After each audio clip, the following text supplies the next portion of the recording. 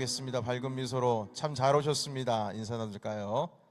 네, 감사합니다. 오늘 책 속에서 만나는 영성 시즌 8번째 사귐의 기도 10번째 함께 말씀을 나누도록 하겠습니다. 김영국 목사님의 책을 주된 교재로 해서 오늘 매주 금요일마다 함께 나누고 있습니다. 오늘 본문의 말씀은 143편 시편 143편 5절에서 6절까지의 말씀입니다. 우리 같이 한 목소리로 읽겠습니다. 자, 시작.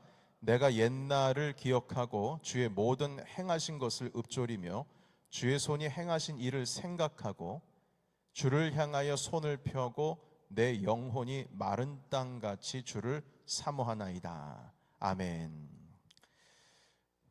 날씨가 갑자기 추워지는 바람에 낮과 밤의 온도 차이가 좀 많이 나죠. 그래서 근래에 좀 목감기, 호흡기 질환 호소하고 계신 분들이 많이 계신 것 같습니다. 그래서 주일에도 참여하지 못하시고 오늘도 좀 못 나오신 분들이 많이 계신 것 같아요.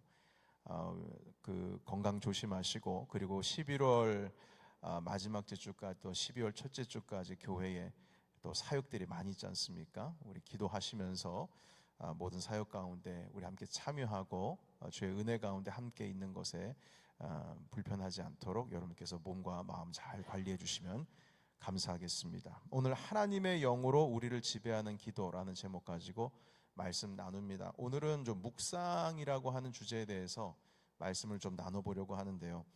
그 생각하지 않는 사람들이라고 하는 책이 있습니다. 2010년도에 쓰여진 책인데 IT 미래학자라고 합니다. 니콜라스 카라고 하는 사람 학자가 쓴 책이에요. 그 책의 이제 주된 내용은 무엇이냐면, 제가 오늘날 그 2010년에 썼으니까 뭐 그때도 마찬가지였던 것 같아요. 인터넷으로 인해 가지고 그 인간의 사고하는 능력이 퇴보가 되고 있다. 이게 바로 그 책에서 말하려고 하는 겁니다. 현대인들이 요즘에 과학이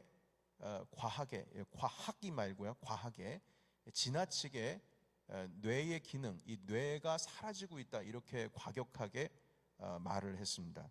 그러니까 인터넷을 보는 시대가 오면서 이로 인해서 읽기 문화, 읽는 문화, 생각하는 문화가 퇴보되고 있고, 그리고 우리의 뇌 구조가 지금 변하고 있다는 겁니다.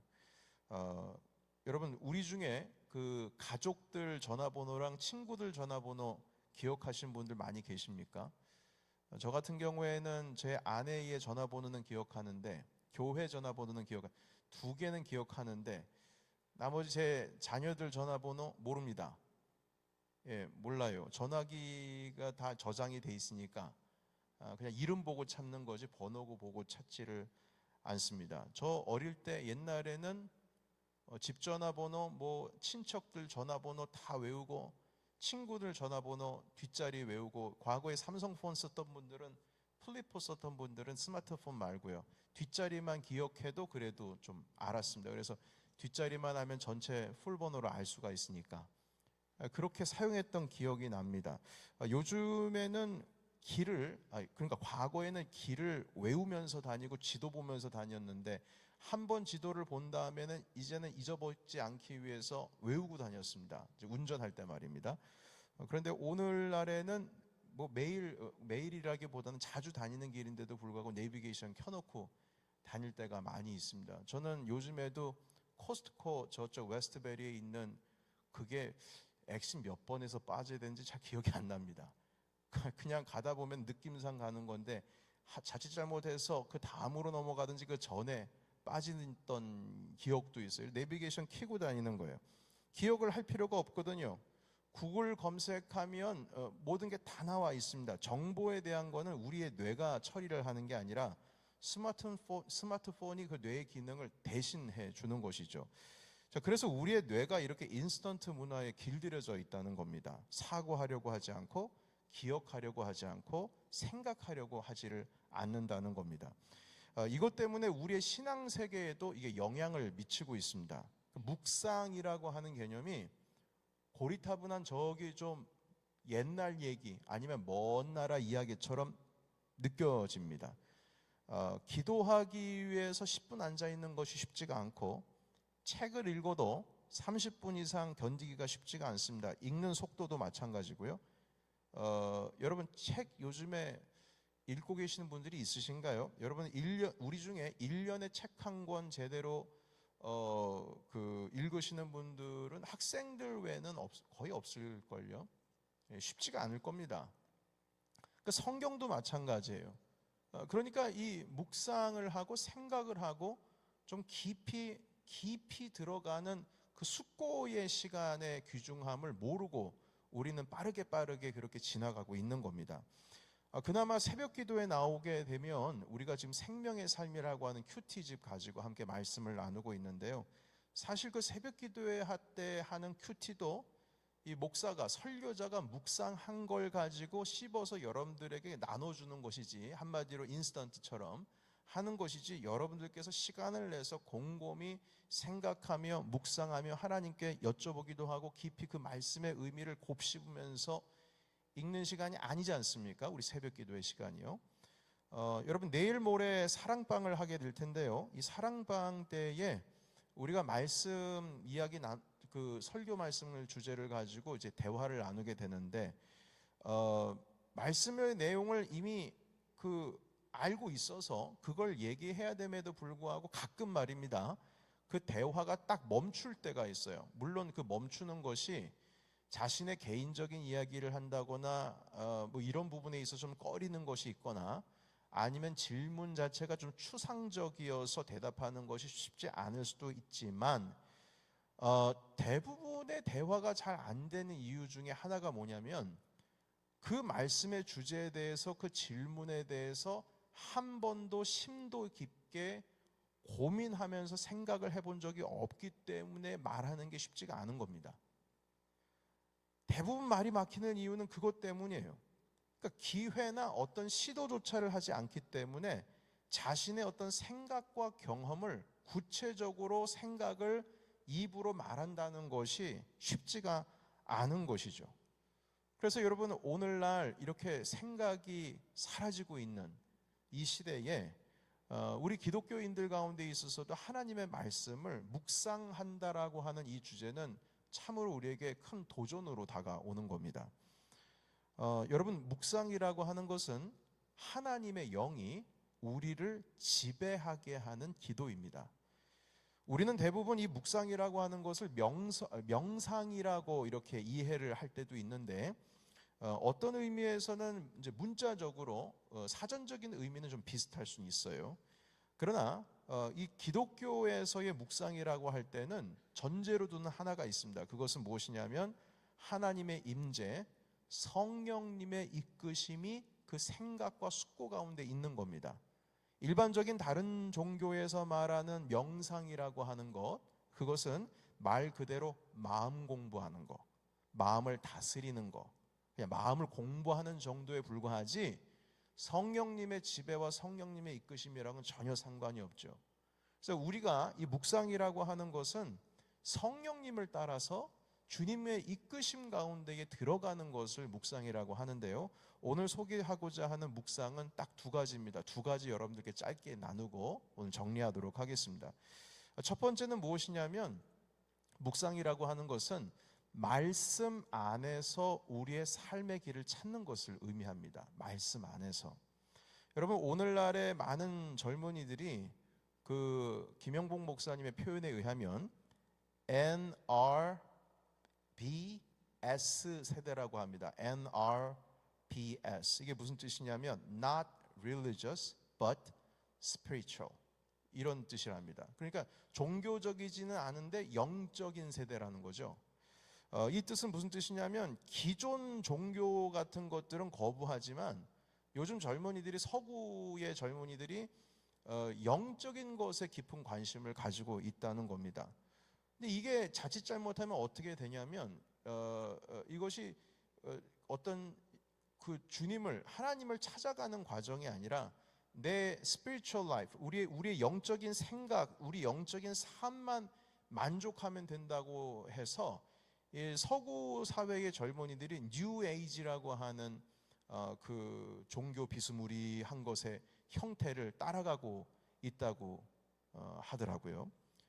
그래서 여러분, 이 많은 사람들이 이 영적인 세계라고 하는 것을 낭만적인 것, 무슨 어떤 잘 다듬어진 정원을 거니는 것 같은 그런 느낌으로 이 스피리추얼 세계를, 영적인 세계를 다가가고 있는 것 같습니다. 오늘날 많은 사람들이요. 그러나 진실은 무엇이냐면, 이 영적인 세계로 들어간다는 것은 꼭 아마존 정글로 들어가는 것과 똑같은 겁니다. 예수 그리스도를 주님으로 모시고 우리가 하나님의 자녀가 되는 그 순간부터 우리는 사실 정글로 들어가는 겁니다. 여러분, 에베소서 6장에 있는 말씀 보시게 되면 그리스도를 믿는 모든 자들에게 전신갑주를 입으라고 했고요. 우리가 싸우는 것은 공중의 권세 잡은 자, 이 세상의 어떤 세력들과의 육적인 싸움을 하는 것이 아니라 우리의 씨름은 영적인 것이라고 말씀을 하고 있어요. 그런 영적인 세계로 예수 그리스도를 믿으면 평안의 삶으로 들어가는 게 아니라 원래적으로는 정글 안으로 들어가는 겁니다. 한마디로 싸우러 가는 것이죠. 그런데 이 영적인 세계, 그 정글로 들어가는 것이 이게 쉽지가 않습니다. 정글이니까요, 위험한 독사들도 있을 것이고, 뭐 독초들도 있을 것이고, 벌레들도 있을 것이고, 우리에게 위험한 독침을 가지고 있는 벌레들도 많이 있지 않겠습니까? 그걸 통과를 해야 된다는 거예요. 그런데 이게 아무런 도움을 받지를 않고 그냥 영적인 거면 다 좋다고 해서 가이드하고 있는 자가 누군지도 모르고 하나님의 말씀과 성령님의 인도하심 가운데 우리가 따라가지를 않는다면 위험에 빠지게 되는 것이죠. 그래서 여러분, 그 팬데믹 기간 동안에 한국의 신천지에 빠진 사람들에 대한 소식들을 많이 접했을 것인데, 저도 한국에 있을 때 제가 함께 양육을 했던 청년 중에 한 명이 그런 쪽에 빠지게 된 청년이 있어요. 정신 없습니다. 정신 없어요. 완전히 폭 빠져가지고요, 오히려 그들이 목사인, 전도사인 우리들을 전도하더라고요. 그렇게 살면 안 된다고. 완전히 죄송합니다. 돌아버렸어요. 아마존을 그냥 정원 거닐듯이 거닐다가 안내자를 잘못 만난 겁니다. 성령님을 따라가야죠. 그래서 여러분, 이 묵상이라고 하는 것은 말씀을 따라서 길 안내를 받는 것과 같은 것입니다. 그 유진 피터슨이라는 영성학자가 이렇게 말했어요. 스크린 띄워주시겠어요? 뭐라고 말했냐면, 영혼에 대한 관심이, 영혼, 이것은 어떤 영적인 것입니다. 영적인 관심이 성경에 대한 관심과 분리가 되면 이 영혼을 만들어가는 텍스트, 그게 사라지게 된다는 거예요.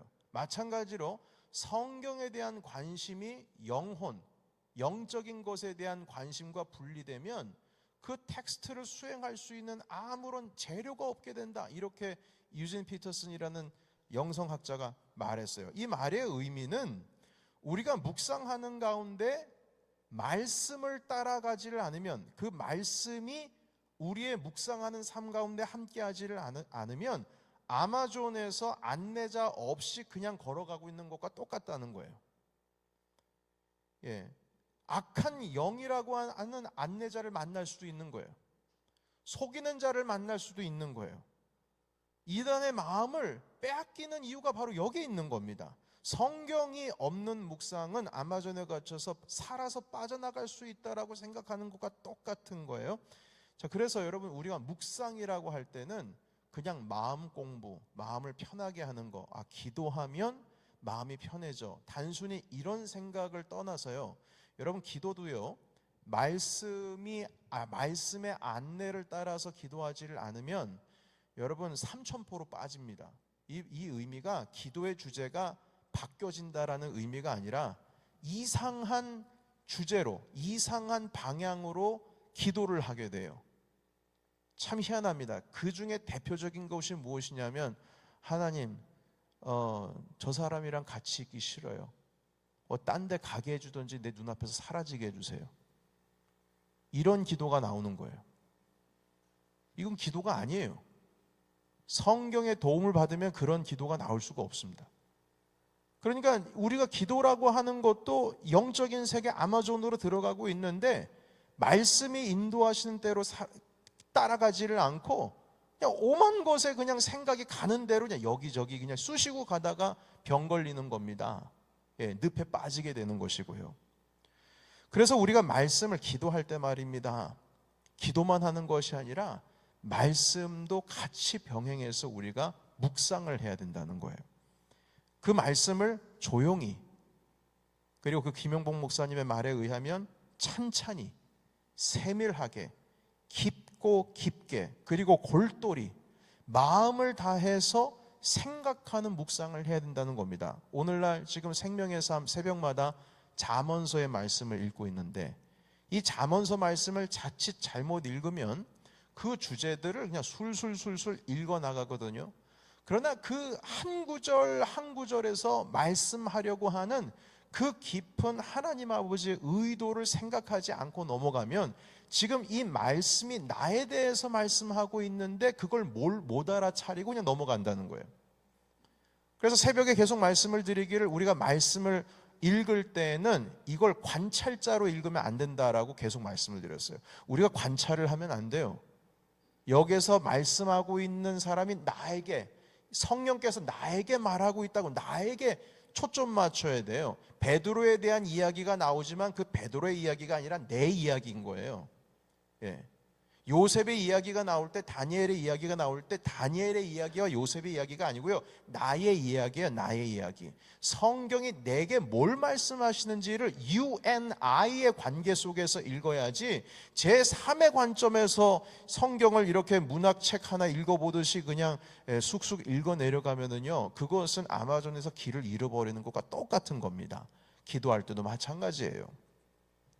토마스 머튼이라고 하는 수도사가 묵상에 대해서 이렇게 말했습니다. 묵상하는 것은 생각만 하는 것이 아니고 그 말씀을 사랑하는 것이고, 사랑함으로 그 말씀의 실제를 직관하는 것이고, 그리고 그 말씀과 하나가 되어서 그 말씀의 진리를 아는 것이다, 이렇게 말씀하고 있어요.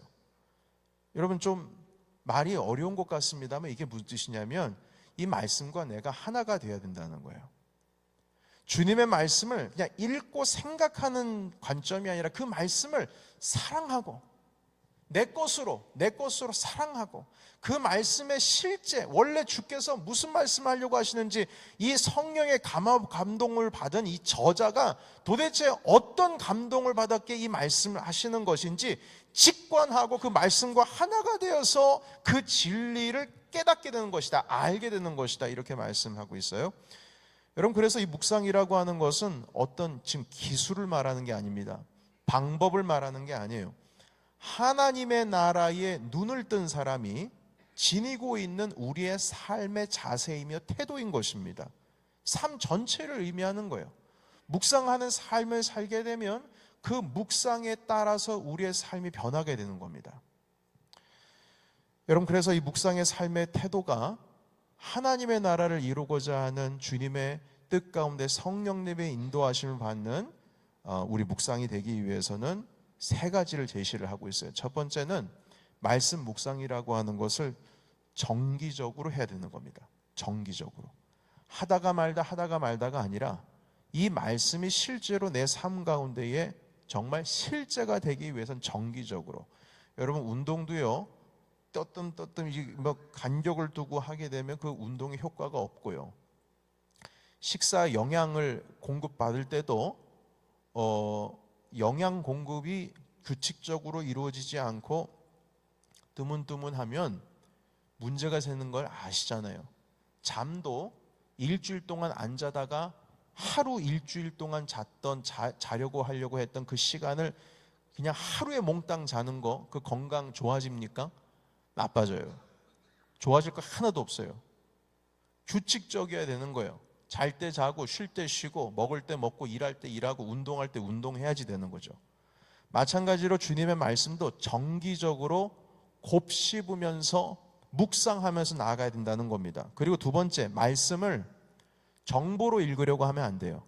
많은 분들이 성경 공부를 할 때 이 말씀에 대한 정보를 알려고 그래요. 그래서 어떤 분들은 말씀을 읽기 위해서, 제가 아는 평신도 중에 한국에 있을 때 그 분들은 헬라어를 공부하고 싶어 했어요. 히브리어랑. 그거로 읽으면 말씀을 더 잘 이해할 수 있을 것 같다. 그런데 제가 겉으로 보기에는 그것이 어떤 정보적인 입장에 있어서 말씀을 읽으려고 했던 것 같아요. 그래서 성경을 많이 알면 좀 신앙이 깊어지는 것 같이, 아니에요. 우리가 말씀을 읽는 이유는 정보를 얻기 위한 것이 아니라 우리의 삶의 변화를 일으키게 하기 위해서 읽는 겁니다. 그러니까 접근 방법이 달라요. 그래서 그렇게 읽는 것이 묵상의 두 번째고요. 세 번째, 마지막으로 말씀을 읽는 데서 끝나는 것이 아니라 이것을 실천하는 삶까지 나아가야 된다는 겁니다. 여러분, 진리라고 하는 것은 머리로 하는 것이 아니라 삶에서 체득을 하는 겁니다. 주님께서 말씀하신 이 말씀의 진리는요, 실천을 직접 하지 않고 경험하지 않고 그 진리를 발견할 수는 없습니다. 한마디로 이 말씀 묵상이라고 하는 것이 골방에서 끝나면 안 된다는 거예요. 여러분, 우리의 삶의 현장에서 완성해야 된다는 겁니다. 예를 들면 원수를 사랑하라는 말씀은요, 지식으로 지혜로 해결이 안 됩니다. 그 원수를 사랑하라는 말씀을 묵상을 했다면 현실의 삶 속에서 진짜 원수를 사랑해 봐야 해요. 그래야 그 묵상의 삶이 완성이 되는 겁니다. 진리는 체험함으로써 아는 거지 말씀 공부를 많이 했다고 해서 아는 게 아니에요. 여러분, 옛날에 과거에는 제가 공부할 때 말입니다, 저희 어머니도 그랬고 학교 선생님도 그랬고 한 바닥 써라, 이 바닥이라는 말을 말씀하셨어요. 한 바닥, 두 바닥, 세 바닥 써라. 그럼 공책에다가 똑같은 문장, 영어 문장을 막 쓰는데 한 바닥을 다 채워야 되니까 어떻게 했어요? 박종주 집사님 기억나십니까? 우리 같은 또래니까 아시겠죠? 볼펜 2개, 3개 묶어가지고 테이프 붙여서 그걸 써내려가니까 똑같이 한 번 쓰면은 세 줄이 똑같이 나오는 거예요. 죄송합니다. 여러분의 목사가 옛날에 그렇게 살았어요. 그러면은 어떤 애들은 대단해요. 보통 볼펜이 3개 이상 하면 글씨가 잘 안 나오거든요. 그런데 5개 해가지고 하는 애들이 있었어요.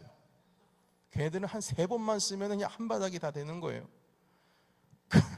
여러분, 한 바닥 두 바닥 써가지고 성경 아는 거 아니라는 겁니다. 물론 그 말씀을 씀으로 인해서, 필사함으로 인해서 나에게 조금 더 가까이 다가올 수는 있지만 원수를 사랑하라는 말씀은 묵상할 뿐만 아니라 쓰는 데서 끝나는 것이 아니라 실제로 그것이 우리의 삶 가운데 체험이 되어야 그 진리가 내 것이 된다는 거예요. 그때서야 비로소 내가 성령님의 이끌림을 받고 가고 있구나, 이렇게 고백을 할 수 있는 겁니다.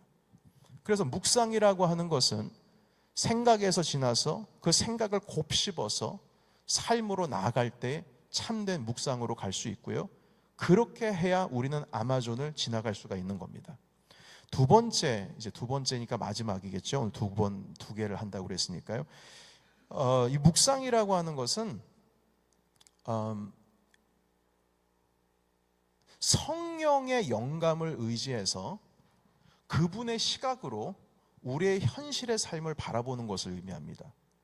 첫 번째는 말씀을 보는 거였다고 했지만, 말씀의 인도하심을 따라가야 된다고 했지만, 두 번째 묵상은 현실을 보는 관점이에요. 성령의 관점으로 현실을 보는 겁니다. 근데 그 현실을 조용히 찬찬히 마음을 다해서 깊이 꿰뚫어 보는 것이죠. 여러분, 믿음으로 우리가 살아간다는 것은 묵상에 눈을 뜨는 것이고, 묵상에 눈을 뜨는 것이고, 묵상의 귀를 여는 거예요. 예수님께서는요, 들을 귀 있는 자는 들어라, 볼 수 있는 자는 봐라, 이러셨거든요. 그러니까 귀가 열려야 된다는 거예요. 묵상의 귀도 있고 묵상의 눈도 있어요. 그래서 주님께서 뭐라고 말씀하시냐면, 공중에 나는 새를 봐라, 이러셨어요. 공중에 나는 새를 봐라. 저 들에 피는 백합화를 보라, 이렇게 말씀하셨어요. 근데 묵상의 눈으로 보면, 묵상하는 이 눈으로 보면 공중에 날아다니는 새가 아니라 날아다니는 새잖아요. 근데 그걸 보면서 깨닫는 게 있어요. 뭘 깨닫느냐? 아, 하나님께서 저런 새들도 먹이시는데 주님께서 나 하나 책임 못 지실까? 그러니까 묵상의 눈으로 새가 날아다니는 게 달라져 보이는 거예요. 묵상의 눈으로 보면 백합이 펴 있어요. 그럼 그냥 예쁘다 그리고 그냥 끝날 수 있잖아요. 근데 묵상하는 눈으로 보면 백합을 볼 때 주님께서 백합도 저렇게 예쁘게 입히시는데 나 하나 주님께서 챙기지 못하실까? 이런 믿음이 생기는 거예요. 그러니까 묵상하는 눈으로 보면 그게 달라져 보이는 겁니다. 그 귀도 마찬가지예요. 여러분, 묵상의 귀로 들으면 심지어는 조그마한 아이들이 서로 대화하는 그 모습 속에서도 하나님께서 나에게 주시는 메시지를 발견할 수가 있어요. 지금은 이제 은퇴를 하신 목사님이신데 한국교회에 영향을 많이 미치신 목사님 한 분이 계세요.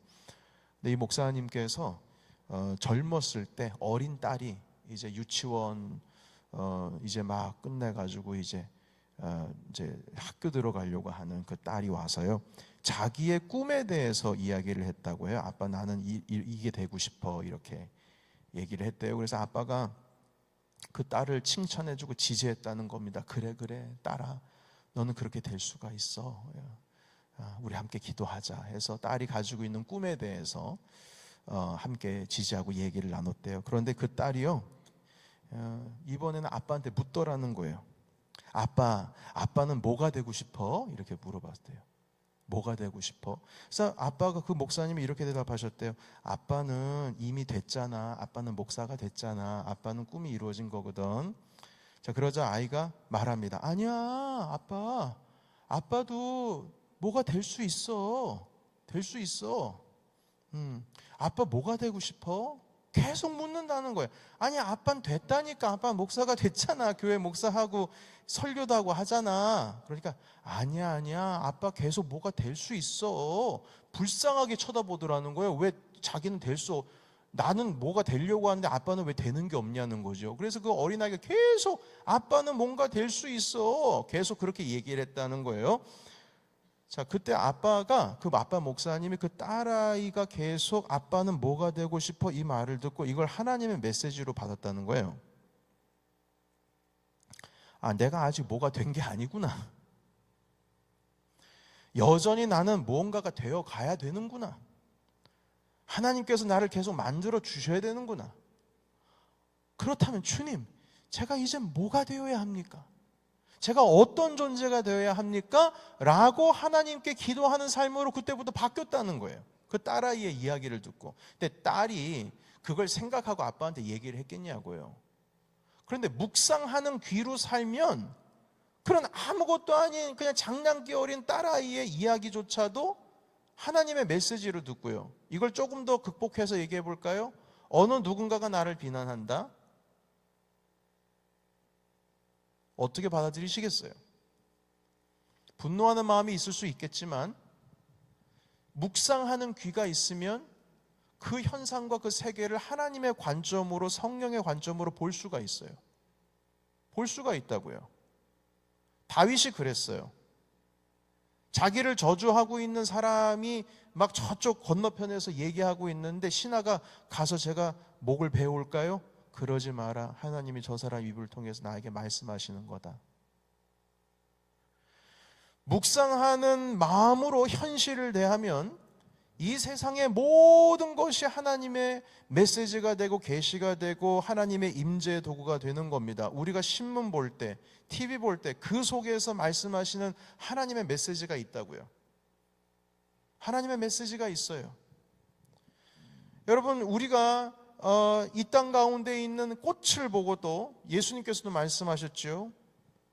그 꽃을 보고도 주님께서 나를 사랑하신다라고 하는 사실에 감동받을 수가 있고, 이런 묵상을 통해서 주님께서 나에게 뭘 원하시는지 우리가 발견할 수 있다는 겁니다. 그러기 위해서는 우리의 오감을 열어야죠.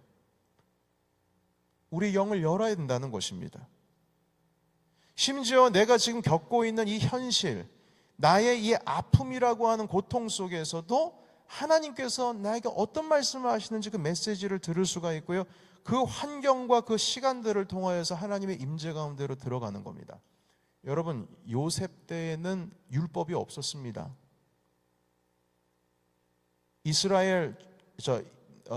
애굽의 총리가 된 요셉 때에는 하나님의 말씀이 없었어요.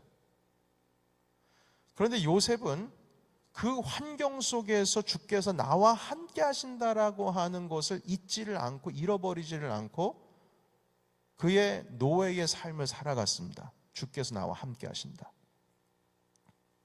그 환경을 통해서 보게 되는 거예요. 율법의 말씀은 모세 이후에 나오게 되었죠.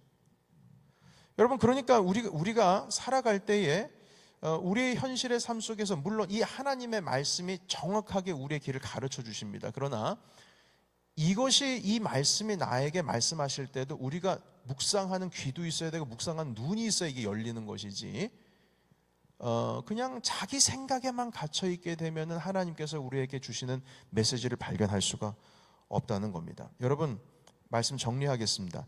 우리는 생각하는 것을 불편해하고 어색해하는 세상 속에서 살아가고 있습니다. 그러다가 우리의 삶 속에서 하나님을 잊어버릴 수도 있습니다. 기도만 하다 보면 진실로 주님께서 원하시는지 무엇인지 갈 길을 찾지를 못할 수가 있어요. 하나님의 존재가 피상적으로 다가옵니다. 그래서 주의 말씀 묵상이 필요합니다. 그리고 말씀 묵상을 했다면 성령의 인도하심을 받아야 합니다. 이게 묵상입니다. 여러분, 우리의 일련의 모든 삶 속에서 주님의 메시지는 목사로부터 들을 수도 있지만 여러분들의 묵상의 삶 속에서 하나님께서 직접 우리에게 주신 메시지를 들을 수가 있습니다. 그렇게 살아갈 때에 우리는 하나님의 나라를 이루고 살아가는 것입니다. 사랑하는 성도 여러분, 오늘 이 시간에 또한 오늘의 여러분의 일상의 삶 속에서 하나님은 여러분에게 무엇을 말씀하고 계십니까? 그 말씀을 함께 각자의 삶 속에서 이루어나가며 우리 주님의 놀라우신 은혜의 나라를 함께 이 땅 가운데 세워나가신 저와 여러분이 되시길 예수의 이름으로 축원합니다. 아멘. 기도하겠습니다.